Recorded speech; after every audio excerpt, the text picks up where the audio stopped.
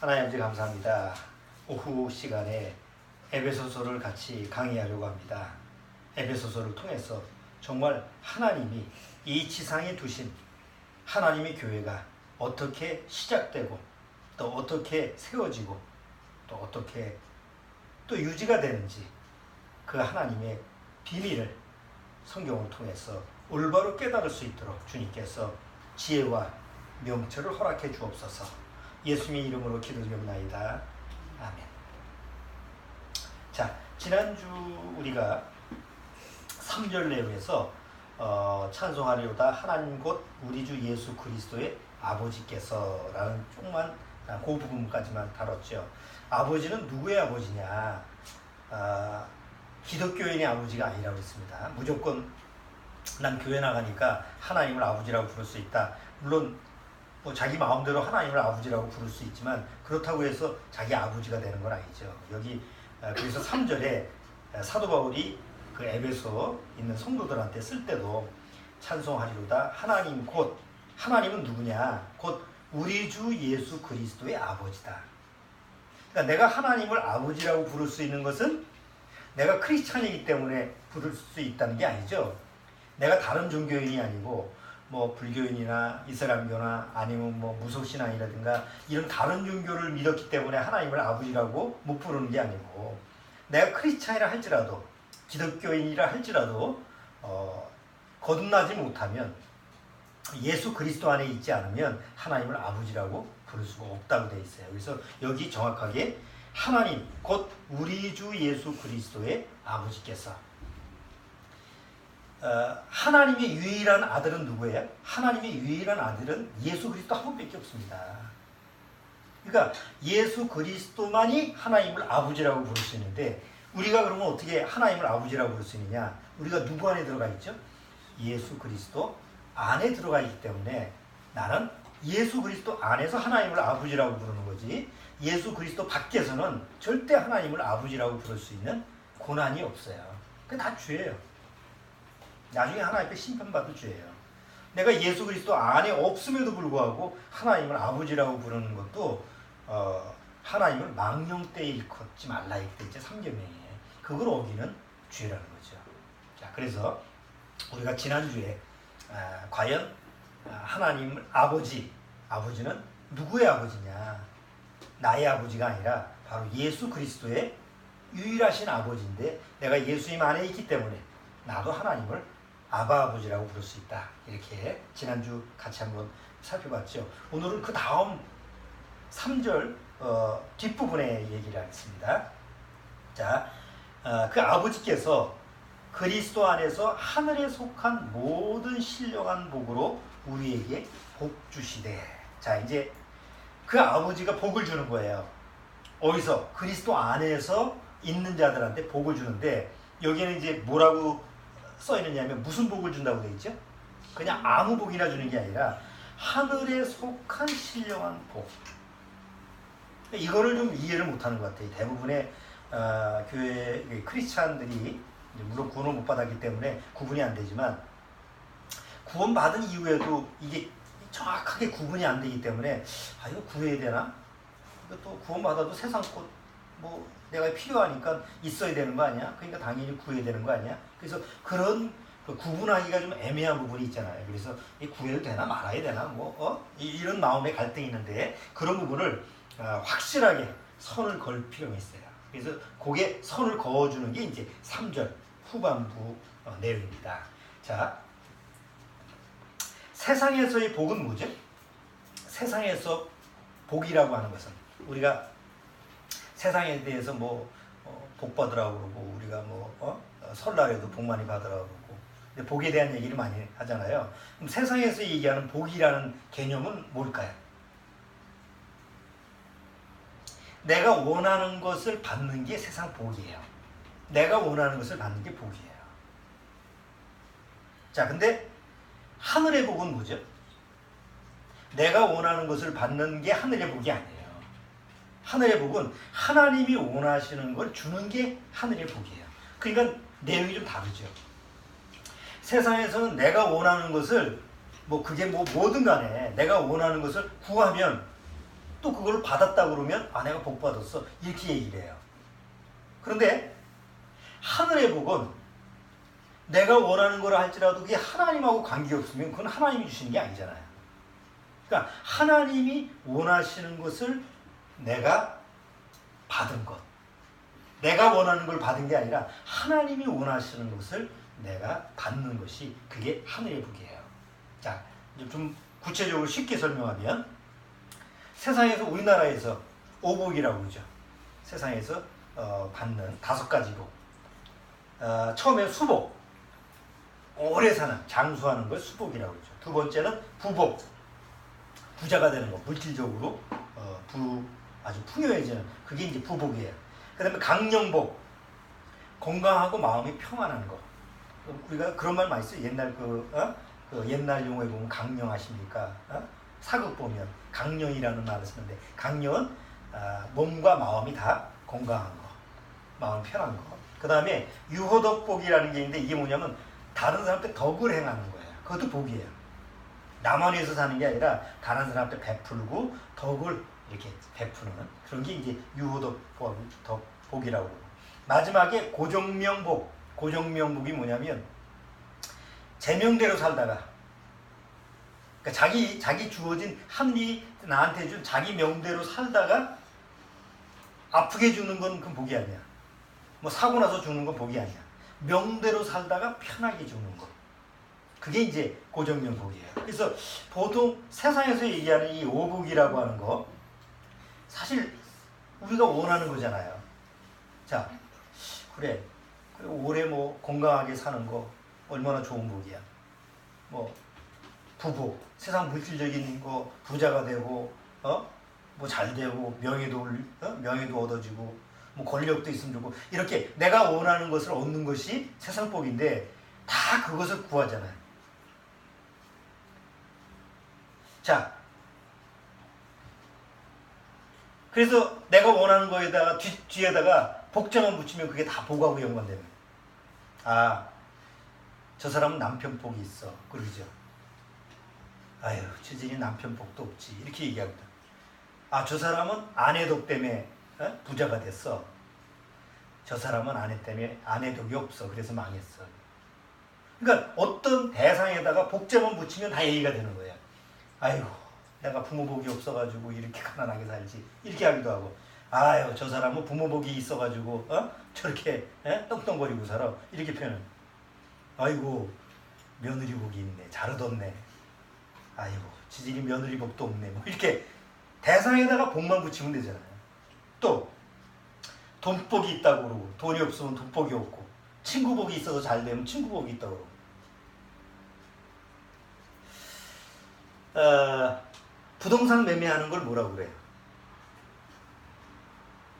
중개업소. 옛날에, 요새는 부동산 중개업소 그러지만 옛날에는 뭐라고 그래요? 복덕방이라고 그러죠. 왜 복덕방이라고 하는지 아세요? 옛날에는 어디 집 팔려고 하고 집 사려고 그러면 복덕방 가잖아. 그러면 나이 드신 영감님이나 할아버지가 있고 그러잖아. 자, 공인중개사 뭐 요새는 뭐 무슨 그렇게 얘기하지만 옛날 말로 복덕방하고 요즘 이 중개업하고 그 단어가 전혀 다르잖아요. 그 왜 옛날에는 복덕방이라고 그랬죠? 복자는 복이에요. 복자예요. 덕은 나눌 덕이에요. 복을 나누는 게 복덕방이에요. 그 왜 옛날에 복덕방이라고 했을까?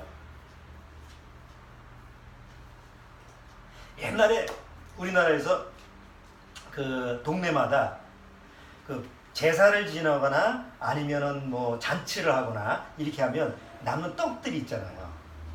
그럼 떡을 제사를 지내거나 이렇게 하면 어떤 한 장소에 갖다 주면 동네 사람한테 나눠주는 장소가 있었어요. 그거를 복덕방이라고 했어요. 떡을 나눠주는데. 어느 집에서 제사를 지냈잖아. 그럼 제사 음식 남은 걸 갖다가 그 집에 갖다 줘요. 그 집에 갖다 주면 거기에 찾아오는 사람한테 아예 아무개 집에서 제사 지냈대요. 이거 드셔보세요. 이렇게 나누는 집이 옛날에 복덕방이었어요. 근데 이 사람들이 모이다 보니까 이 얘기 저 이제 어느 집에 집 팔았대, 뭐 어느 집에 뭐 땅이 나왔대, 뭐 어느 집에서 뭐가 나왔대, 뭐 이제 이런 얘기가 막 오잖아. 그러다 보니까 그 떡 나눠주는 장소에서 자연스럽게 뭐 그런 정보가 오면 아무개 집 사봐. 뭐 아무 집 비었으니까 너 이사 가면 돼. 이렇게 이제 진전이 되다가 나중에 복덕방이 되는 거야. 그렇다 그래. 근데 거기서도 뭘 주는 거예요? 그게 복이라는 게 들어가잖아요. 그만큼 이제 복이라고 하는 개념이 우리나라에서도 친숙하잖아요. 예? 그래가지고 뭐 집안에 누가 들어오면 이제 복덩어리가 들어왔다고 해. 태어나서도 얘 태어나서 그냥 우리가 잘 되는 겁니까? 복덩어리 들어왔다. 그러니까 우리나라의 개념 자체가 세상에서 내가 원하는 것이 잘 되면 거기다가 항상 복이라는 단어를 쓰는 거지. 우리나라만 그런 게 아니라 중국이 더 그렇지. 오만대에다가 복자 다 붙여, 빨간색에다가 복자 금색해가지고 복자 다 붙이잖아요. 일본 누구? 그러니까 동양권에서 복을 많이 좋아하는데, 자 부처님이요, 석가모니가 제일 싫어하는 말이 뭘까요? 복이에요. 조금 이상하죠? 석가모니가 제일 싫어하는 말이 복이었대요. 왜? 찾아오는 사람마다 복 달라고 그러니까, 야 내가 주고자 하는 건 복이 아니잖아요. 석가모니가 처음서부터 그는 세상 걸 다 버리고 이제 수양을 산 거 아니에요. 그래서 거기서 이제 해탈을 했는데, 그러면 돌아오는 사람한테 뭘 가르치느냐? 다 세상 거 버려야 된다. 나처럼 내가 왕자였지만 다 부모 자식 다 버리고 이렇게 자 무로 돌아가니까 무소유, 아무것도 안 가지는 그런 상태가 되다 보니까 오히려 그런 것이 해탈의 경지거든. 이걸 가르쳐야 되는데 정작 부처님을 찾아오는 사람들은 뭐 어떻게 돼서 뭐 좀 잘게 되게 하려고 복 좀 달라고 이렇게 얘기하니까 제일 싫어하는 소리가 바로 복이라고 하는 게 불교에서 얘기해요. 근데 모순스럽게도 대개 절에 찾아나가고 뭐 부처 석가모니한테 비는 건 다 뭔 복을 비는 거예요. 부처모니가 석가모니가 제일 싫어하는 걸 구하는 거잖아. 얼마나 논센스예요. 요번에 이제 광주 갔다가 이제 오래간만에 옛날에는 구례를 자주 다니고 지리산도 아이들 데리고 다녀서 한번 좀 다시 한번 돌아보고 싶어서 거기 갔어요. 갔는데 이제 화엄사를 오래간만에 다시 한번 가봤는데, 화엄사가 중간에 보면 노고단까지 올라가는 중간에 보면 절이 하나 있어요. 그것도 옛날에는 초라한 절이었는데 돈을 많이 벌었더라고. 언제 그렇게 돈을 많이 벌었는지 그냥 새로 길도 위에까지 잘 뚫어놓고 옛날에는 그냥 등산 갈 때는 굉장히 험하게 올라간 기억이 나는데, 지금은 뭐 넓게 산보하듯이 사람들도 산보하게 이렇게 만들어 놨더라고. 올라가 보니까 그냥 절도 그냥 크게 쳐놓고, 근데 한쪽에 이제 네모난 이제 벽에다가 부조 같은 거를 붙여놨어요. 그리고 거기다가 손바닥, 부처님 손바닥 같은 걸 큰 걸 딱 그려놨어요. 그리고 그 옆에다가 내가 핸드폰에다가 그걸 찍어왔는데, 지금 촬영하고 있어서 지금 비디오로 지금 설교를 찍고 있어서 못 보여드리는데, 그대로 여기 예수님인데 부처님의 손을 그대로 부조를 해가지고 딱 벽에다 붙여놓고 옆에 뭐라고 설명이 되냐면, 여기다가 자기 손을 대고, 거기다가 부처님 손에다가 자기 손을 대고 자기가 원하는 소원을 얘기하시면 다 들어주십니다. 이렇게 했어요. 얼마나 손을 댔는지 그냥 금색으로 이렇게 했는데 여기가 다 닿았어. 이게 다 벗겨졌어. 참. 아니 제일 싫어하는 게, 부처님이 싫어하는 게 복달라는 거라니까. 그런데 거기다가 버젓이 여기다가 손을 대가지고 소원을 빌으면 소원 성취한다고 그렇게 써놓으니 이 전혀 말이 앞뒤가 안 맞니. 어떤 사람은 대웅전 부처님 모신 보면 오래된 기둥이 있잖아요. 나무로 된 기둥이 쫙 있는데 부부가 그 기둥마다 두 손을 대고 절하고 한 바퀴를 돌더라고요. 다 뭘 원하는 거예요? 뭘 받기를 원해요? 복 받기를 원하는 거예요. 무슨 복? 무슨 복? 내가 원하는 복. 자, 보통 교회를 나가는 기독교인들의 생각은요, 구원을 받은 사람도 그럴 수도 있을 것 같아요. 잘 모르면. 근데 구원을 받지 못한 대다수 사람들, 이제 기독교 종교인 크리스찬들 보면 이런 생각들을 가지고 있어요. 아니 성경에 보면 하나님 앞에서 복 받은 사람들이 뭐 많이 있는데 왜 하나님께 복을 달라고 기도하는 게 나쁘냐 이런 생각들을 다 가지고 있어요. 혹 은연중에 우리가 구원을 받았다고 하더라도 이렇게 복이라고 하는 개념에 대해서 정확히 구분을 하지 못하면 이런 생각들을 가질 수 있잖아요. 근데 실상 성경에서 그렇게 하나님께 복 받은 사람이 많지 않습니다. 세상 복을 받은 사람이. 보통 기독교인들이 제일 우선적으로 하나님께 복 받은 사람 중에 대표적인 인물이 아브라함입니다. 그렇죠? 하나님이 아브라함을 택해서 갈대아 우르에 가가지고 나중에 보니까 뭐 부자가 됐더라 이렇게 하는데 사실 그 내용을 자세히 보면 그 아브라함이 부자가 된 거는 사실 마누라를 팔아먹어가지고 그 계기가 그렇게 된 겁니다. 하나님이 복 줘서 그런다기보다는 중간에 그렇죠. 그 아비멜렉 그 왕이 누구냐? 그 참 예쁘게 생겼다. 그 당시 나이가 80이 넘었는데도 90 가까이 되는데도 그렇게 보인다는 건 옛날에 굉장히 미모가 있었던 것 같아요. 나이가 먹어서. 그러니까 괜찮네. 그러니까 우리 공부 데려와라. 누구냐 그랬더니 나의 누이입니다 그러잖아요. 물론 엄밀하게 따지면 누이지. 형제니까 같은 한 집안이니까. 그래서 데려갔잖아요. 데려가는데 하나님이 막아가지고 그 왕이 뭐라고 그래요. 아니 처음부터 마누라라고 그러지 아내라고 그러지 내가 죽을 뻔했잖아. 그래서 돌려보낼 때는 뭐 엄청난 보험을 하고 이걸 돌려보내요. 무서우니까. 그래서 거부가 됐어요.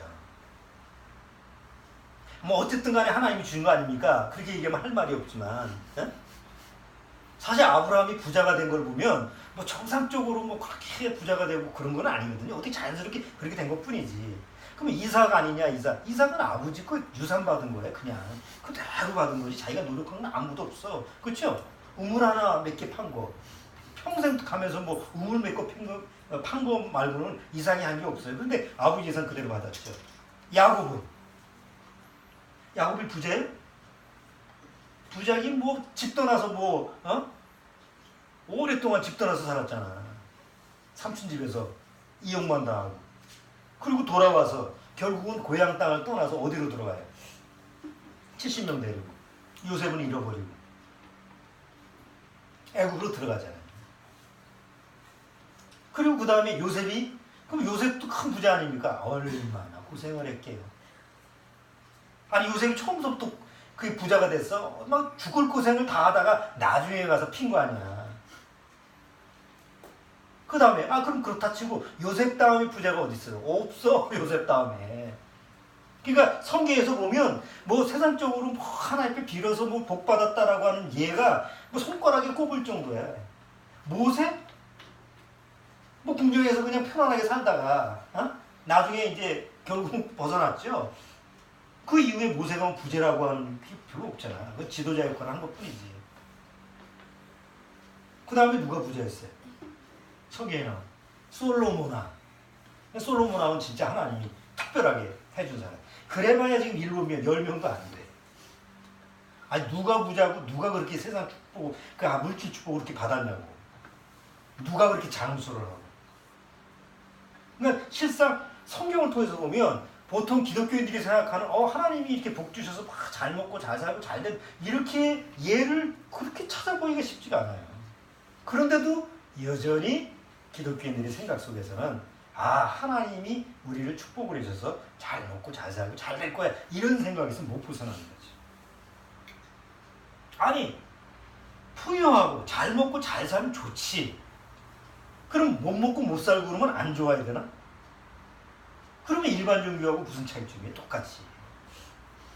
신약 시대에 와서 누가 부자였어요? 정작 하나님의 아들 한번 보세요. 그렇게 하나님이 물질 축복을 주고 세상에서 그렇게 잘 먹고 잘 사는 게 하나님의 축복의 개념이라고 한다면 정작 자기 아들을 세상에 보냈을 때 왜 태어날 때 말구유에서 태어나게 하시냐고. 그건 이치가 안 맞는 거 아니에요? 예수님이 태어날 장소가 없어서 적어도 하나님의 아들이라고 한다면 일반 이 왕이 태어난 그런 장소하고 비교가 안 될 정도의 장소에서 태어나게 하셔야지. 세상에 어떻게 말 먹는 먹이통 그 자리에서 아기를 받아야 되냐고. 예수님이 어디서 사셨어요? 이스라엘 가장 가난한 동네 나사렛. 나사렛 출신하면 다 아유 저런 촌구석이죠. 취급도 안 해는 왜 그런 동네에서 사셔야 됩니까? 그런데다가 아버지 요셉이 일찍 돌아가셨죠. 언제 죽었는지 모르겠지만 일찍 아버지가 죽고 그다음 소년 가장이 됐어요. 그 이후에 예수님의 형제들이 있잖아요. 예수님의 형제들 한 대여섯 대죠. 한둘이 아니고 그 많은 동생들을 다 뭘로 먹여 살렸어? 소년 가장이 목수로 해서. 지금 목수는 뭐 신기계가 있어가지고 자동으로 다 되지만 옛날에는 다 손으로 하는 거예요. 그쵸? 옛날 목수라는 게. 그리고 그 옛날 목수라는 게 천직이에요. 천한직업이라고. 대만은 노가다지 완전히. 몸으로. 그러니까 그렇게 하루하루 벌어먹고 살게끔 왜 하나님의 아들이 그렇게 살아야 돼요? 능력이 없어서 그런 거예요? 오병이의 기적을 했던 분 아니에요. 아니 먹을 거 걱정할 필요가 없는 분 아니에요 사실은? 매일매일 일해가지고 먹고 살 필요가 없는 분이에요. 그냥 뭐가 먹고 싶다고 그러면 그냥 기사와 기적, 이적을 일으키는 분인데 진짜 돌 가지고도 빵을 만들 수 있는 분인데 왜 매일매일 벌어가지고 이렇게 먹고 살아야 되냐. 그러니까 예수님이 하나님의 정작 유일하신 아들임에도 불구하고 이 세상에 와서 사는 삶이 그렇게 가난하고 그냥 가난한 게 아니라 큰 자의 그 모습으로 살았다라는 걸 세상적으로 해석하는 건 뭐냐면 예수님은 가난한 자의 편이라고. 그리고 부자는 적대시하고 그런 세상이 들어온 거 아니에요. 부자는 무조건 이건 적이다. 가난한 자를 위해서 뭐 희생을 해야 된다. 여전히 지금도 그런 식으로 생각하고 있는. 예수님이 이 세상에 가장 가난하게 오신 이유가 뭐예요? 가난한 자의 친구가 되기 위해서? 아니. 이 세상에서 하나님이 보시는 관점에서 이 세상은 축복의 대상이 아니에요. 저주의 대상이죠. 그렇죠? 아담과 하와가 죄로 타락된 이후에 하나님이 이 세상을 저주를 했어요. 상식적으로 생각을 해보세요. 하나님이 저주한 세상을 다시 축복한다는 게 말이 돼야 안 돼요. 하나님이 저주했잖아 이 세상을. 이 땅과 하늘과 이 세상을 저주해서 어느 날 내가 이 멸망시키겠다. 처음에는 물로 멸망시켰지만 이제는 불로 멸망시키겠다라고 저주를 내렸는데 그 저주 내린 그 땅에다가 다시 하나님이 축복을 한다는 건 말이 안 되잖아요.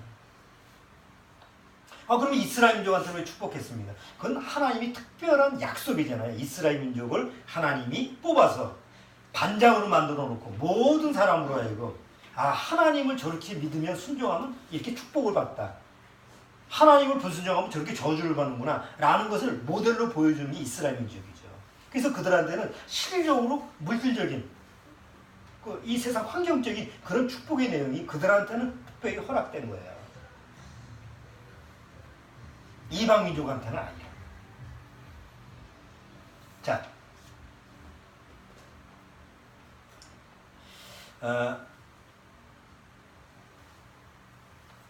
수학에 보면 교집합이라는 게 있어요. 교집합 아시죠? 교집합이라는 게 뭐예요? 여기가 A라는 집합이에요. 여기는 B라는 집합이에요. 여기는 1, 2, 3, 4, 5가 있어요. 여기는 3, 4, 5, 6, 7이 있어요. 자, 교집합은 뭐예요? 이게 교차되는 거죠. 공통된 게 있어요. 뭐예요? 1, 2, 3, 4, 5하고 3, 4, 5, 6, 7 이게 겹치는 게 뭐예요? 겹치는 게 3, 4, 5죠. 그게 교집합이에요. 그러니까 A하고 B라는 집합에서 그게 서로 교차하는, 서로 이렇게 중복되는 이런 부분이 교집합이에요. 대다수 기독교인들이 땅에 속한 복하고 하늘에 속한 복하고 구분을 하려고 그래요.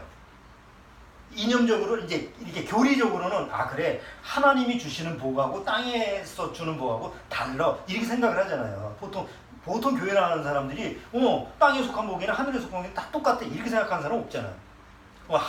하나님이 주신 하늘에 속한 복이 A라고 한다면 땅에 속한 복은 B야. 좀 달라. 그런데 이게 만나는 부분이 있어요. 이게 교차하는 부분이 있어. 그거를 이제 구하는 거예요. 교회 가서. 그래서 그게 애매해. 참 그게 구분하기 애매해. 왜? 하나님 우리 아들이 지금 요번에 대학에 들어가려고 그러는데 그거 좀 붙었으면 좋겠습니다. 이 기도해야 되나 말아야 되나 이렇게 생각을 하는데 하나님을 믿으니까 그것도 하나님의 영광을 위해서 구해도 되는 믿으니까 기도를 해라 이렇게 이제 목사님이 얘기하니까 그래도 되는구나. 그러니까 마치 그게 땅에 속한 그런 복하고 하늘에 속한 복 중에서도 그래도 이렇게 서로 교차하는 부분이라고 생각하는 거예요. 그런 부분이 보통 교회 나가는 사람들이 헷갈리는 부분이에요. 이 구해야 되나 말아야 되나. 왜? 입주철 되면 교회만 오는 게 아니잖아. 절도 미어 터지잖아. 절에. 그러니까 불교 믿는 사람은 절에 가서 입학시켜달라고 그러고 교회 믿는 사람은 기독교 믿는 사람은 교회 나가서 100일 기도하고 1000일 기도하고 그러면 누가 합격을 할 거야? 누가 합격을 하냐고 거기서. 합격하는 건 딱 하나밖에 없어요. 실력 좋은 놈이 합격하는 거야. 기독교인하고 불교인하고 아무 관계가 없잖아. 그냥 실력 좋은 놈이 합격하는 거야. 근데 보통 불교를 믿는 사람이나 교회를 나간 기독교를 믿는 사람이 생각하는 사람은 뭐냐면 공통분모예요. 여기서 뭔가 자기가 믿는 신한테 이렇게 기도를 해서 간절히 기도하면 하나님이 그래도 이렇게 기억 안 날 것도 기억나게 해주시고, 또 모르던 것도 그냥 반짝이게 하고, 또 이렇게 뭐 하나 고르는 것도 모르겠는 것도 그 답 쪽으로 많이 손이 가게끔 이렇게 해주시고 이렇게 믿어지는 거예요. 근데 그런 부분이 많은 거예요, 사실은. 그래서 본인 스스로도 잘 몰라. 헷갈려.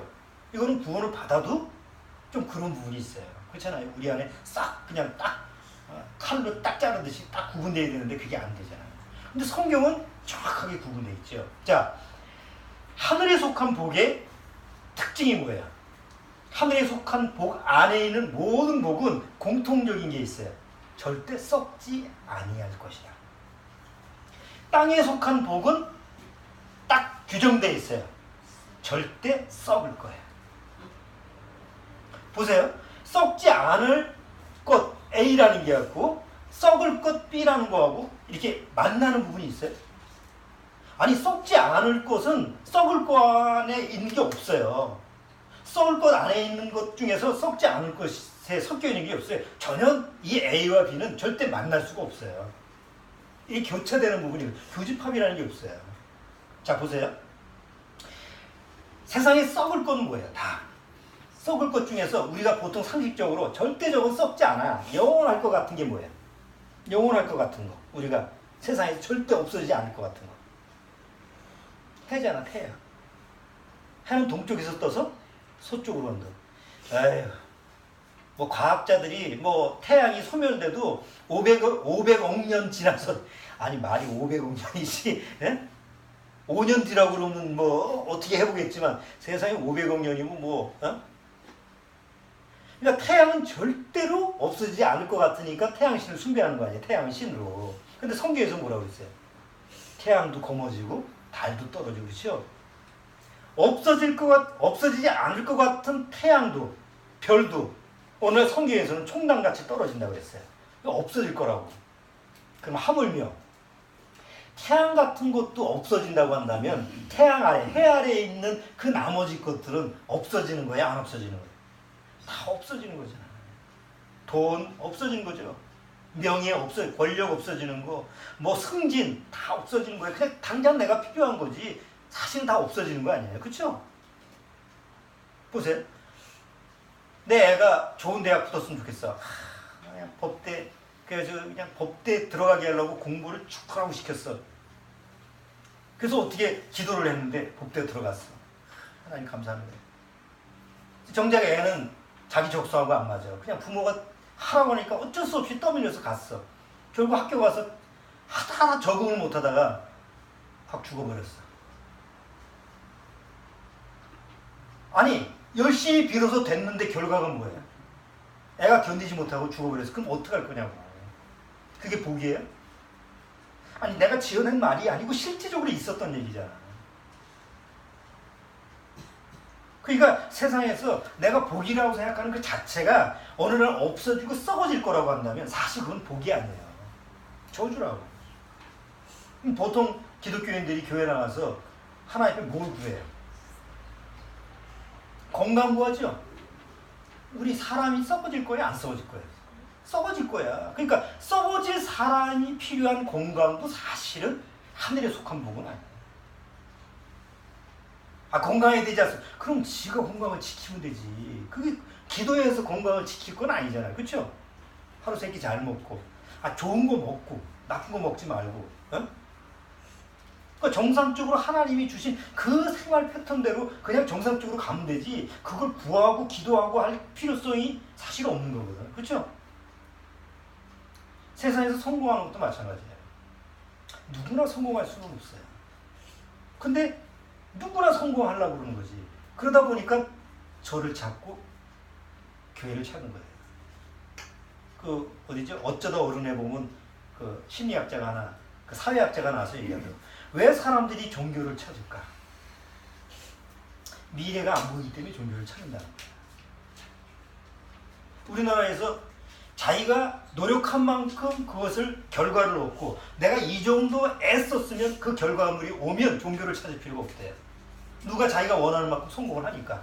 근데 어떻게 된 사회가 나는 쭉 노력을 하는데 나보다 노력을 덜한 애가 붙고 덜한 애가 성공을 해. 이유는 모르겠어. 내가 노력을 안 하는 게 아니에요. 나도 쎄빠지게 노력을 하는데 나보다 덜 노력하는 애가 나보다 더 성공하는 경우가 많다는 거예요. 그러니까 무슨 생각이에요? 이거는 세상이라는 게 내가 생각하는 대상, 내가 생각하는 그 한계만 있는 게 아니구나. 그 뛰어넘는 뭔가가 있는가 보다라는 생각을 하는 거예요, 사람들이. 그래서 종교를 찾아간다는 거예요. 그 일리가 있는 얘기 아니에요? 그럼 가가지고 신 앞에 비는데 뭐냐면 나는 아무 완벽하게 할 수가 없으니까 내가 성공하려면 뭔가 도움이 필요해. 나 좀 도와주세요 해서 간다는 거예요. 그런 심리로 가는 게 썩어질 거 아니에요. 그렇죠? 되게 구원받지 못한 크리스찬들이 교회 나가서 비는 그 심리가 다 그런 거예요. 정말 하나님을 믿어서 하나님이 이렇게 해주겠지라는 생각이 아니라는 거지. 그 안에 들춰보면 뭔가 자기 자신이 불안하고 자기 자신을 믿을 수 없으니까 그래도 신이라도 한번 믿어볼까? 그래서 뭔가 내가 원하는 걸 얻을까? 라는 자기 종욕으로 신께 의지하는 거지. 자기가 원하는 신. 그게 하나님이 바라는 건 아니잖아요. 그러니까 어쨌든 그게 썩어질 거라고 한다면, 영원하지 않는 거라고 한다면 그거는 하나님의 축복이 아니에요. 그럼 하나님이 주시는 축복, 아까 하늘에 속한 신령한 복은 뭐예요? 절대 썩지 아니하는. 그럼 썩지 아니할 게 뭐죠? 썩지 않는 거. 한번 우리 성경에서 이것만 찾아볼게요. 로마서 1장 23절. 로마서 1장 23절.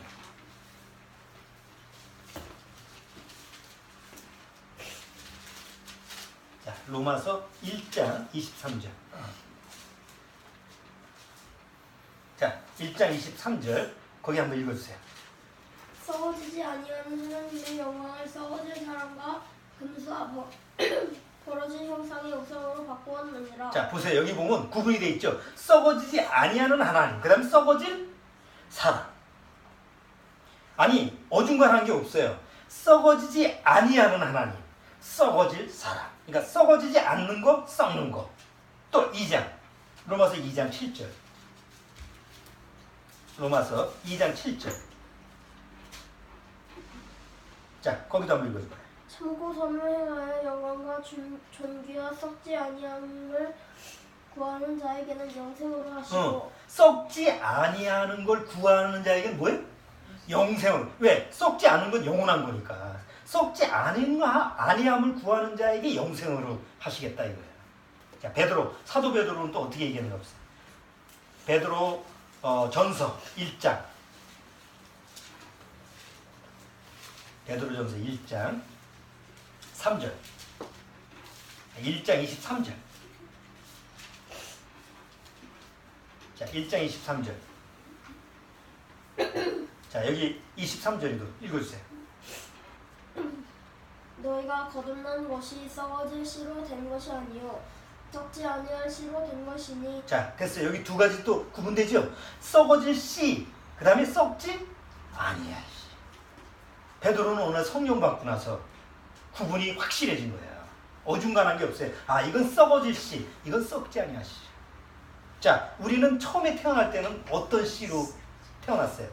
썩어질 씨로 태어났잖아. 이게 육신의 부모를 통해서 내가 태어난 게 썩어질 씨야. 그런데 어느 날 예수님을 통해서 거듭난, 말씀으로 거듭난 데는 그건 뭐예요? 썩어지지 아니할 씨. 자, 베드로후서 1장 4절.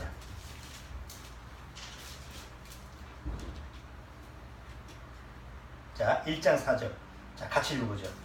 이로써 그 보배롭고 지극히 큰 약속을 우리에게 주사 이 약속으로 말미암아 너희로 정욕을 인하여 세상에서 썩어질 것을 피하여, 그러니까 썩어질 것을 피해서 신의 성품에 참여하겠다. 이렇게 구분을 보면 성경에서 보면 썩어질 거, 썩지 아니할 거, 썩을 씨, 썩지 않을 씨, 썩는 영광, 썩지 않는 거, 이렇게 구분해 주는 거예요. 그러니까 성경에서 분명하게 구분을 갈라지게 하죠. 자, 이제 에베소서 1장 아까 3절. 그리스도 예수 안에서 곧 예수 그리스도의 아버지, 하나님 곧 예수 그리스도의 아버지께서 그리스도 안에 있는 너희에게 하늘에 속한 신령한 복을 주시되, 네? 신령한 복을 주셔요. 자, 신령한 복은 이제 어떤 복이라는 것 같죠? 썩지 아니할 것, 절대 썩지 않는 걸 하나님이 신령한 복을, 그 복을 주시는데 그게 뭐냐 이거지. 그쵸? 그 다음에 뭐라고 되어 있어요? 네? 우리말 그 다음 성경에 뭐라고 되어 있어요? 네? 곧이라는 말 나오죠. 자, 에베소서 1장 3절. 찬송하리로다. 하나님 곧 우리 주 예수 그리스도의 아버지께서 그리스도 안에서 하늘에 속한 모든 신령한 복으로 우리에게 복 주시되, 그 다음 4절 뭐라고 되어 있어요? 곧은 뭐예요? 곧이라는 말이 뭐예요? 이 지시대명사잖아. 에? 이거다라는 거지. 신령한 복이 바로 뭐냐? 이제 내가 지금 너희한테 이제 이렇게 설명하는 그 아래 내용이다 이거야. 그래서 뒤에 이제 보면 신령한 복이 하나님이 나한테 주시고자 하는, 정말 구원받은 성도한테, 너희들한테 주시고 하는 그 신령한 복이 뭔지 아느냐? 바로 이거야. 곧 하면서 뒤에 신령한 복을 설명을 해나갑니다. 그거는 이제 다음 번. 그래서 이거 에베소서의 그 사도 바울의 이 서신을 제대로 소화하려고 한다면 이 앞에서부터 지금 인사말서부터 이게 사도 바울이 적은 그 내용을 상세하게 쫙 설명을 마음속에서 소화시켜야 돼요. 아, 그냥 아버지 아니고, 아버지라고 해서 그냥 아버지가 아니구나. 아니, 예수 그리스도의 아버지인데 왜 나는 하나님을 아버지라고 부를 수 있지? 내가 예수님 안에서 그렇구나. 근데 그 아버지가 나한테 뭘 준다고 그러지? 신령한 복을 주신다고 그러구나. 그 신령한 복이 뭐지? 그게 썩는 게 아니고 썩지 아니하는 거구나. 그럼 뭘까? 할 때 뒤에 설명을 쭉 하는 거예요. 그러니까 이런 게 서신을 읽으면서 쭉 설명이 내 마음속에서 적용이 돼야만이 에베소서가 소화될 수 있는 거죠. 에베소서 좀 어려워요. 그래서 대개 교회에서 교회론 이런 식으로 설명하고 말지 자세히 다루질 않아요, 이 내용을. 왜? 문장 하나만 이렇게 설명하면 간단한데 앞에서부터 차례 이렇게 설명을 하면 이게 문맥이 앞뒤가 연결이 안 돼. 내가 구원받지 못하면. 구원받아야만이 이 내용이 풀어지게 되거든요. 그래서 다음 주에 신령한 복이라는 게 과연 뭘 신령한 복으로 말씀하는 건지 그런 부분을 또 다음 주에 다뤄보도록 하겠습니다. 자, 기도하고 오늘을 마치도록 하죠. 자, 주님 감사합니다. 정말 우리에게 하늘에 속한, 땅에 속한 것이 아닌 하늘에 속한 썩지 아니한 영원한 그 하늘의 신령한 복을 우리에게 주셨다는 사실을 오늘 에베소서를 통해서 또다시 확인했습니다. 참으로 내가 구원받았다고 한다면 땅에 속한 것과 하늘에 속한 것을 서로 교차해서 내 마음대로 하나님 앞에 또 구하거나 거짓된 그런 것을 구하지 말고 정확하게 굽이 갈라져서 한에 속한 자로서 한에 속한 그 신령한 복을 하나님으로부터 늘 공급받는 그런 신앙생활이 되도록 주님께서 인도하여 주옵소서. 돌아가는 발길입니다. 한 주간 늘 주님의 말씀과 동행하면서 살아가도록 이끌어 주옵소서. 예수님 말씀으로 늘 살아갈 수 있도록 주님께서 축복해 주옵소서. 우리 주 예수 그리스도 이름으로 항상 기도드리옵나이다. 아멘. 자, 마치겠습니다.